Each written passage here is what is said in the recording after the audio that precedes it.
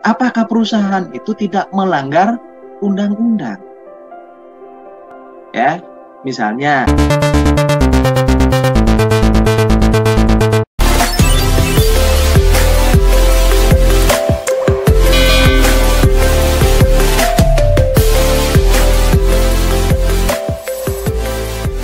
Assalamualaikum warahmatullahi wabarakatuh. Waalaikumsalam warahmatullahi wabarakatuh. Waalaikumsalam warahmatullahi wabarakatuh. Waalaikumsalam warahmatullahi wabarakatuh. Selamat pagi teman-teman. Puji Tuhan kita masih ketemu lagi di pertemuan hari ini. Dan puji Tuhan saya bisa melihat wajah teman-teman dalam keadaan hari ini untuk sementara saya lihat semuanya bahagia ya. Baik, kita lanjut dengan materi hari ini. Materi kita hari ini yang berkaitan dengan pengauditan sistem informasi. Ya.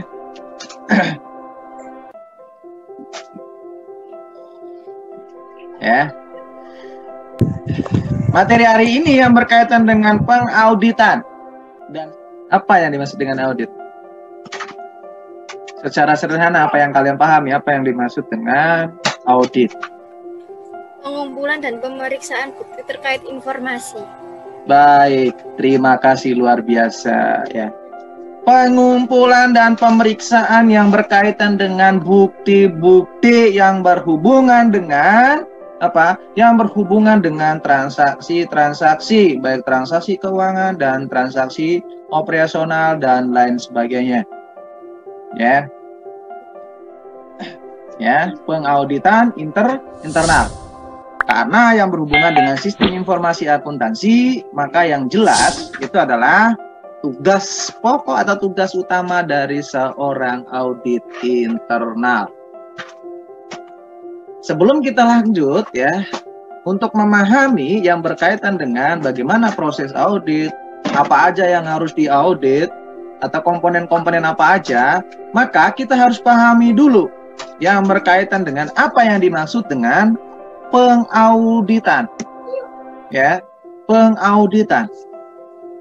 Nah, pengauditan dia katakan apa? Ya, sebuah proses sistematis atas pemrolehan dan pengevaluasian bukti mengenai asersi-asersi tentang tindakan dan kegiatan ekonomi dalam rangka apa? Menentukan seberapa baik kesesuaiannya antara pernyataan dengan kriteria yang telah ditetapkan, serta mengkomunikasikan hasilnya kepada para pemakai kepentingan.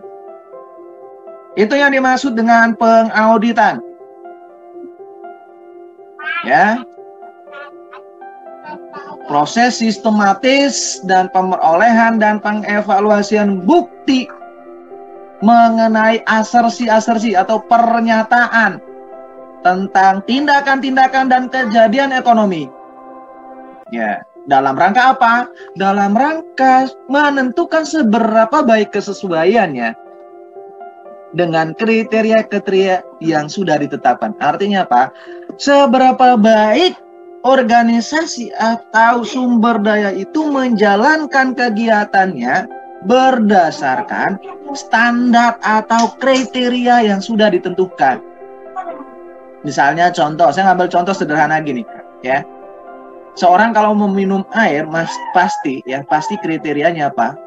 Harus menggunakan gelas dan gelasnya itu bersih. Ya. Apakah pada saat dia melaksanakan minum air, apakah dia menggunakan gelas atau apakah gelasnya sudah bersih? Ya. Atau lebih spesifik lagi adalah ditentukan bahwa gelas yang digunakan itu adalah berwarna merah. Apakah sudah sesuai? Maka itulah yang dimaksud dengan harus dilakukan apa? Pengauditan.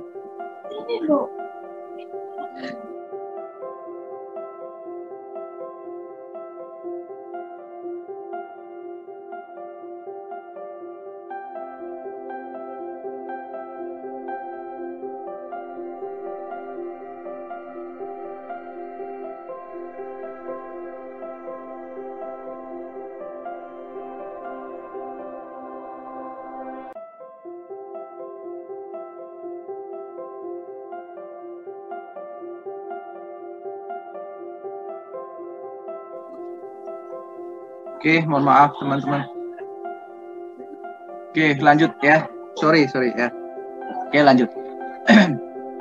Nah, itu yang tadi yang dimaksud dengan yang berkaitan dengan pengauditan. Maka tadi yang jika saya di awal mengatakan adalah saya menekankan yang berkaitan dengan audit internal, ya. Maka kita harus pahami apa yang dimaksud dengan pengauditan internal. Ya. Pengaudit internal dia katakan apa? Sebuah aktivitas independen menjamin objektivitas serta konsultasi yang didesain. Untuk apa? Untuk menambah nilai serta meningkatkan efektivitas dan efisien organisasi, termasuk membantu dalam desain dan implementasi dari sebuah sistem informasi akuntansi untuk pencapaian tujuan perusahaan.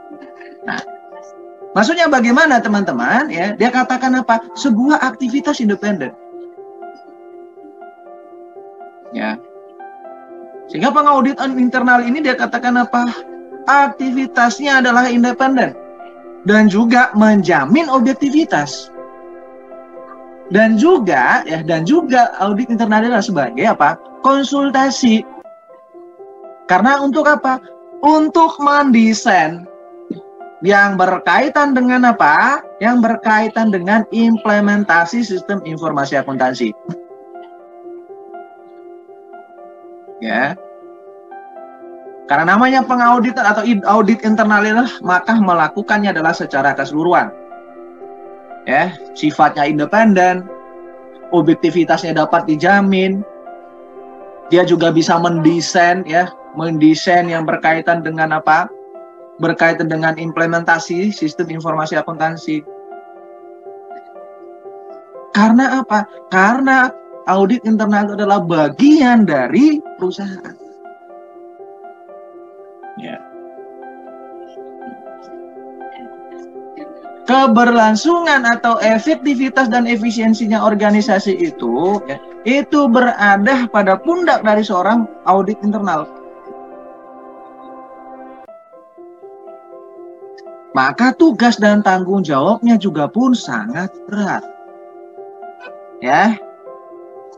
Namun meskipun berat karena dia katakan apa? Aktivitasnya independen, ya, maka tidak ada lagi yang adanya apa? Oh, saya kenal dekat dengan karyawan A. Oh, saya memiliki adik atau saya memiliki hubungan darah dengan si B. Tidak ada. Ya. Jika menjalankan tugas ya sudah. Ya. Namanya tugas mengaudit untuk menentukan ya arah kebijakan atau menentukan efektivitas atau efisien dari kegiatan entitas, maka semuanya harus apa? Harus proporsional.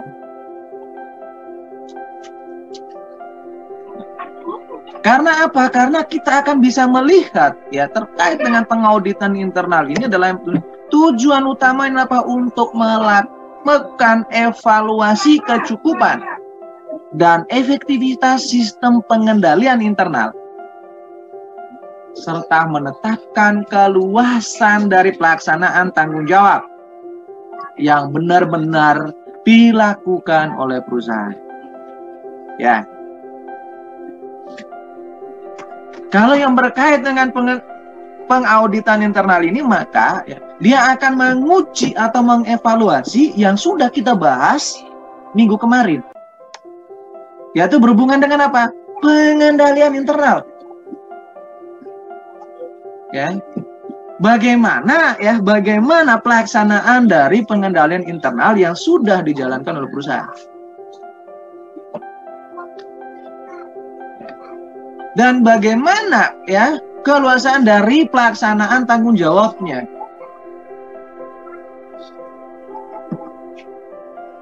Ketika sudah menentukan standar atau kriteria, maka itu harus dievaluasi. Ya. Siapa yang melakukan evaluasi? Yaitu audit internal.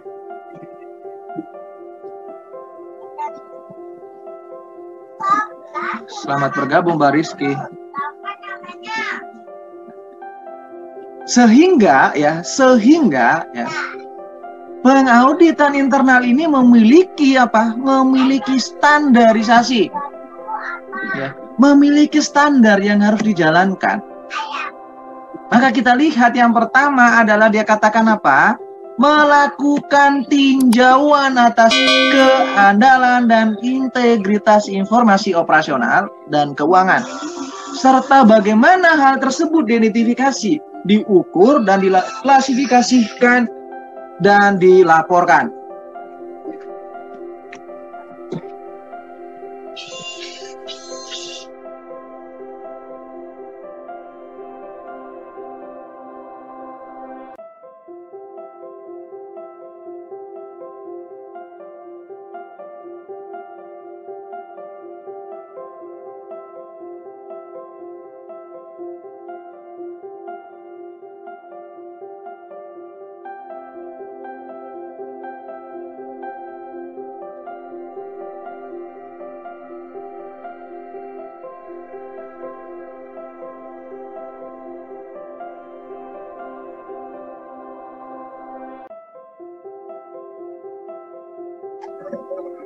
Oke, teman-teman, maaf.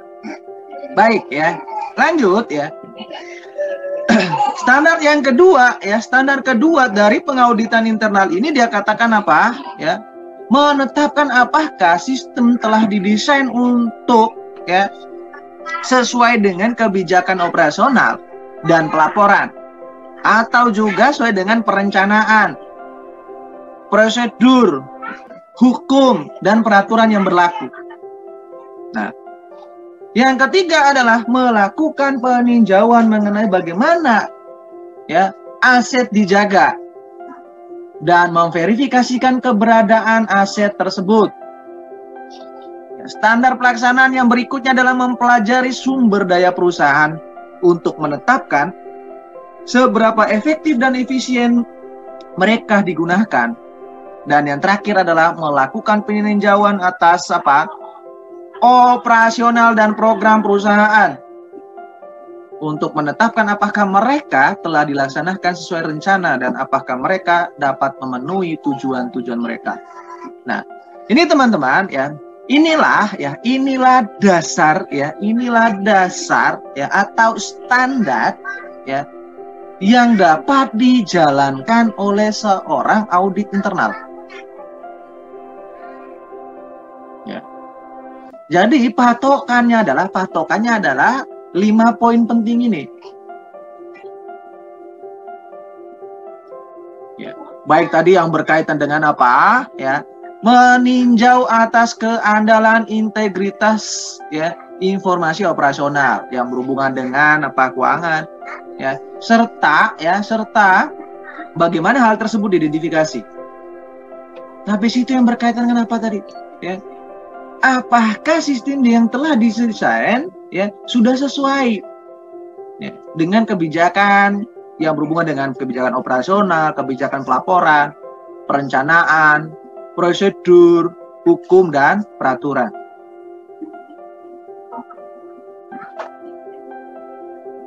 Lima poin ini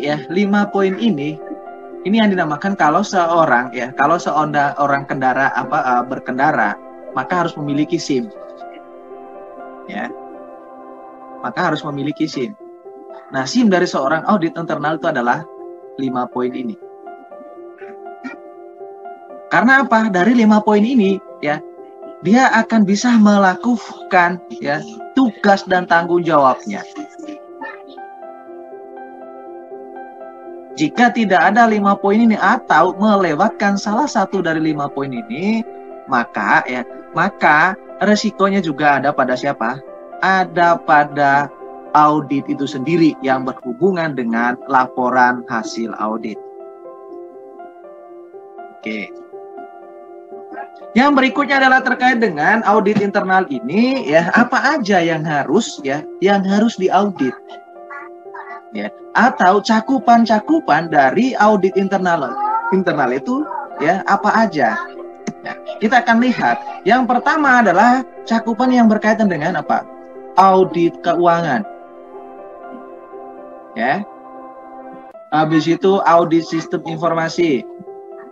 Ada audit operasional, audit kepatuhan, dan audit investigasi.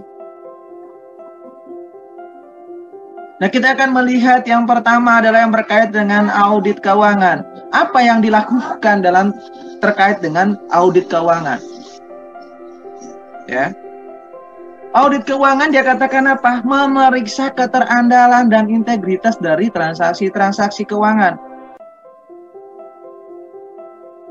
Dan catatan akuntansi ya, serta laporan posisi keuangan. Nah, dari audit keuangan, maka di sini yang berkaitan dengan apa? Bagaimana ya transaksi-transaksi yang terjadi? Apakah sudah sesuai? Atau catatan-catatan yang berhubungan dengan catatan akuntansinya itu apakah sudah sesuai? Ya. Sesuai dengan apa? Ya, sesuai dengan ya aturan-aturan yang berlaku dan bisa diterima secara umum. Habis itu yang berkaitan dengan apa? Laporan posisi keuangan.